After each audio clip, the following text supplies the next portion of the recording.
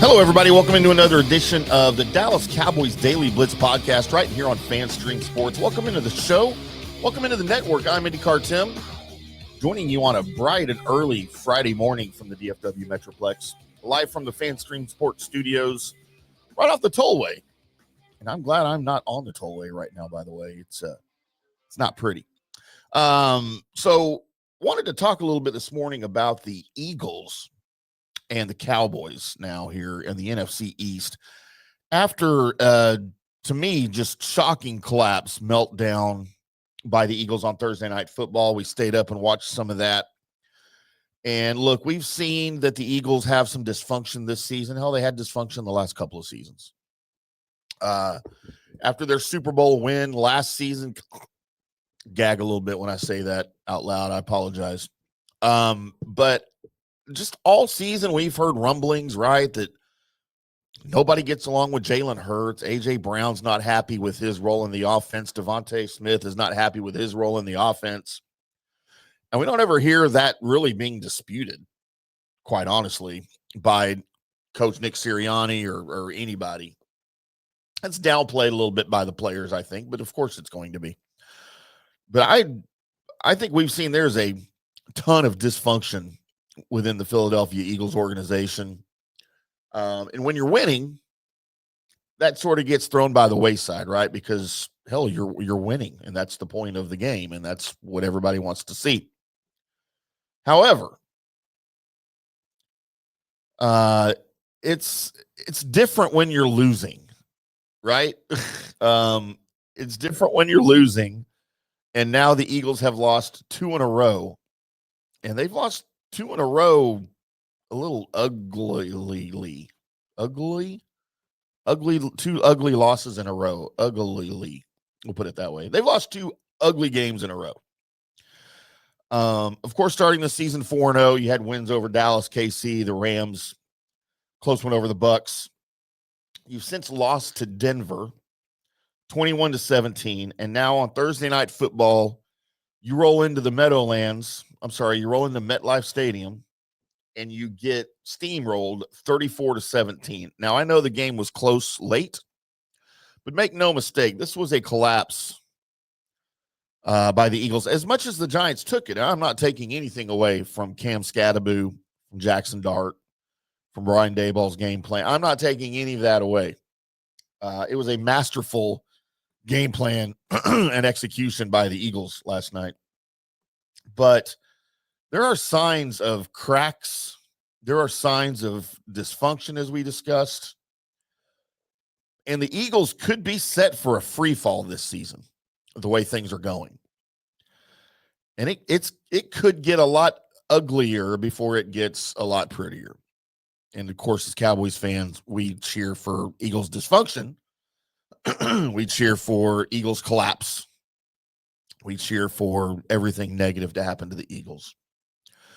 And boys and girls, the schedule does not get any easier for the Eagles as they now head into Minnesota. Then they return home to face the Giants just 2 weeks. In 2 weeks, you play them again. And then you are at Green Bay. Then they're at home versus Detroit. November 23rd, it is the Cowboys at AT&T Stadium. Then they travel back home and play Chicago. Then they are at the Chargers, home against the Raiders, at Washington, at Buffalo, and to finish the season, they return home to play Washington. Now, I don't know where Washington's going to be the last 3 weeks of the season. I don't know where they are now, to be quite honest with you, at 3-2. But I think there is a open door. The door is opening wider for the Dallas Cowboys. And not just a playoff appearance, but I think an NFC East title. As we discussed on the last Dallas Cowboys Daily Blitz, this month of October for Dallas is paramount. And we talked about it before the Jets game, that you had to beat the Jets. You then go into Carolina, a very winnable game. You then are at home against Washington. and then you are at Denver. That is the Cowboys October schedule. And I said, man, you just need to go 3-1 in October. And that would put the Cowboys at 5-2-1 or 4-3. If you go all out, my math is correct here, you are 5-2-1. Cowboys handled business against the Jets quite easily. You should have a fairly easy game against the Panthers. The Panthers are struggling. Bryce Young has reverted back to where he was in 2023. Not good. And again, I don't know where Washington is. I know that, of course, Jaden Daniels is getting healthy. But I feel like just from watching a couple of games of the Commanders this year, they're not on the level they were last year when they went to the NFC Championship game. They overachieved last year. There's no question in Dan Quinn's first season there. There's no question. And they're not living up to what they did last year. That doesn't mean they're not good. Doesn't mean they can't beat the Cowboys. Obviously, they can. And then the Denver game at Denver, that's going to be a tough one. I think the Denver game might be the toughest one of the four. But again, you've got Bo Nix in his second year that's kind of regressed a little bit. But by the end of October, will he have figured things out? He's got 3 weeks to figure things out before they meet the Cowboys. So the whole point of all of this is the Cowboys have an easier schedule along the way here. Look, I did it for the Eagles. Let's do it for the Cowboys real quick. We'll go past October. You then head into AT&T Stadium after being in Denver. You head back home to face the Cardinals. Is Kyler Murray going to be healthy? I don't know. Is Kyler Murray ever going to be healthy again in his career? I have no freaking idea. I'm not a Kyler Murray guy. You should beat the Cardinals. Then you're at Las Vegas. You should definitely beat the turnover machine, Geno Smith, and the Las Vegas Raiders. You're then home against Philly. And again, wherever Philly's going to be at the middle, end of November, I have no idea. But certainly we've discussed the cracks in their foundation. And then you are at home to face the Kansas City Chiefs. And they're somewhat broken. And then at Detroit, that's going to be a tough one. At home against Minnesota, at home against the Chargers, then you're at Washington and at the New York Giants. Now, it's not the easiest schedule by any stretch, but the way Dak Prescott has been playing, and I'll say it, MVP caliber season for Dak Prescott. And if you don't believe me or you're laughing at that, just look at the numbers. Just look at the numbers. I'm not saying he's going to win it. I'm saying he is having an MVP caliber season. The other part of this is injuries. The Eagles are dealing with injuries. The Cowboys are dealing with injuries. Jalen Hurts is not playing well, and he's supposedly healthy. Heck, last night, Jalen Hurts, he's putting up some numbers. He got sacked 3 times, by the way. That offensive line is also showing cracks in Philadelphia. Jalen Hurts, 24-33 for 283 yards. You would think that's an Eagles win. But when he throws just one touchdown and a late interception that pretty much sealed the deal for the Giants late, then that is not a great game for Jalen Hurts. And he carried the ball 7 times for 13 yards. He did run in for a touchdown.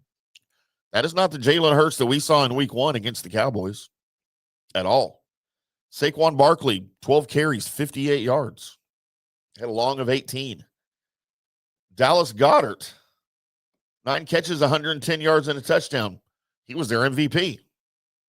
A.J. Brown finally had kind of a breakout game with 6 catches for 80 yards. Devontae Smith, 4 catches, 49 yards. His offense is broken.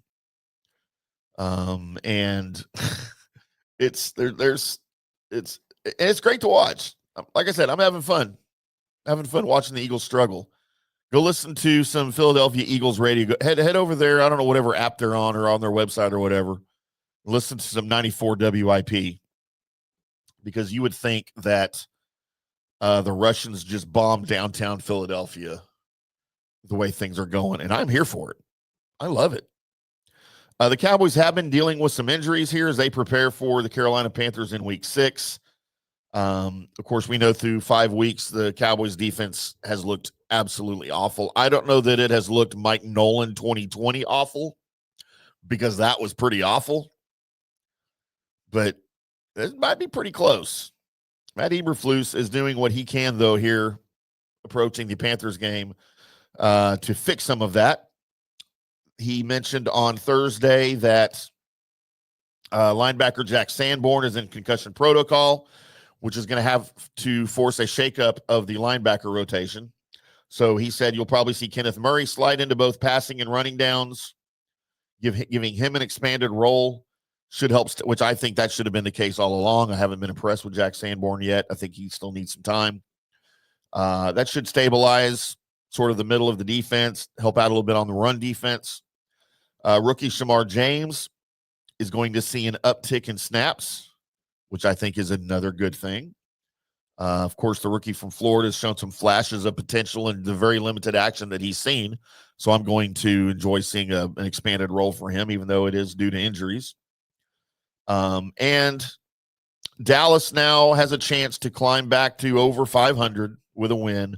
And again, this Carolina team I'm not going to say a pushover, but this is a team Dallas should beat easily, much like the Jets game. So we'll see how the defense responds to these changes. You don't have a high-powered passing attack. Again, Bryce Young struggling again this year like he did.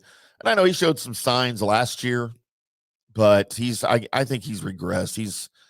I don't know, they use the term seeing ghosts. I don't know if he's seeing ghosts, but he is not having the year I think that many thought that he would, for sure. So, look, the whole point of this is to tell you there is a door that is opening, and the door is opening wider and wider for the Dallas Cowboys, not just to make the playoffs, but to possibly win this division. And there has not been a repeat winner of the NFC East since the Eagles won 4 division titles in a row back in the early 2000s, which is a crazy, crazy stat. So the door is opening for the Cowboys. It appears the door might be opening for the Giants if they can figure some things out with Cam Scatteroo and Jackson Dart.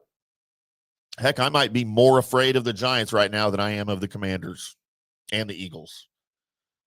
The Giants just need to show some consistency. They need to do this for a couple of games in a row, right? But man, Cam Scatteroo certainly seems like the real deal out of Arizona State.